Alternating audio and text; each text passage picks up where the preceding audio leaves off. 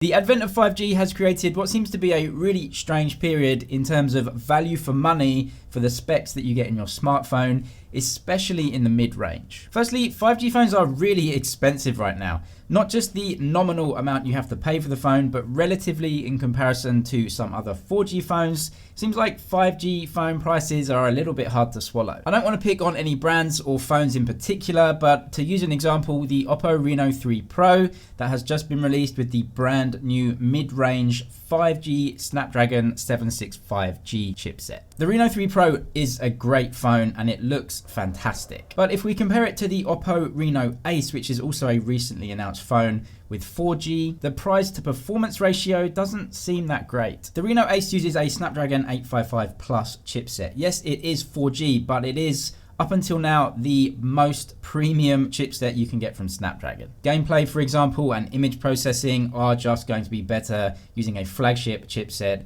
over any mid-range chipset. It also has Oppo's incredible 65 watt fast charging compared to the newer Reno 3 Pro with 30 watt. But the bit that really stings is the price, and it's not even close. The Reno 3 Pro, yes, it is a brand new phone, but it is still a mid-range phone, cost 4,000 RMB in China at least. That's expensive for a flagship phone in China, let alone a mid-range phone. And when you compare it to the price of the Reno Ace, it's 1,000 RMB more expensive than that phone, even though it has a mid-range chipset compared to the Reno Ace's flagship 855 Plus. Not that the Reno 3 Pro is a bad phone at all, of course it isn't, but it is more expensive for a mid-range phone over the Reno Ace, which is really a flagship phone from Oppo. So that leads me to the point that 5G phones, because of their expense relatively in the mid-range, they have to make some compromises. Qualcomm are charging a pretty penny for the Snapdragon 765G right now, which means that the cost of production is relatively high, and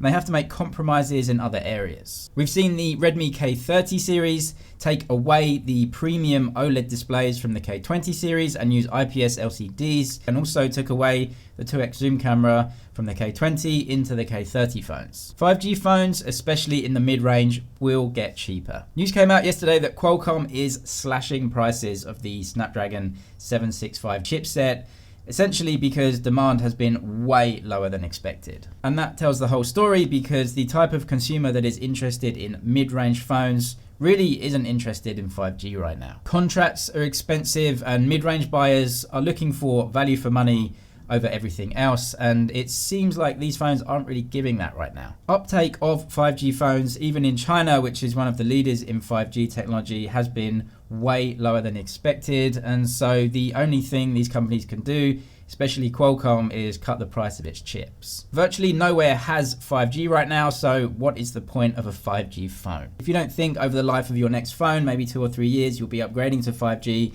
it looks like the slightly older 4G flagship phones and flagship killer phones do offer way more bang for your buck in terms of the entire specs that they give you than the newer crop of 5G mid-range smartphones. This all depends on your budget, of course, and if you are looking for a new flagship phone, then of course you should wait for the new Snapdragon 865 phones that will be coming out over the next couple of months. If you're looking for a good deal, however, it seems right now that the value for money is in those slightly older 4G phones, or you could wait 6 months until a whole host of mid-range 5G phones come out and give better value for money. Far be it from me to tell you what and what not to buy, but that's just how I see the industry right now in value for money terms and the price that you're getting for the specs in a phone. Of course, I would like to know your opinions on all of this, so send me a comment. Subscribe for all the latest tech news and tech videos. That's it for now, but I'll see you in the next one.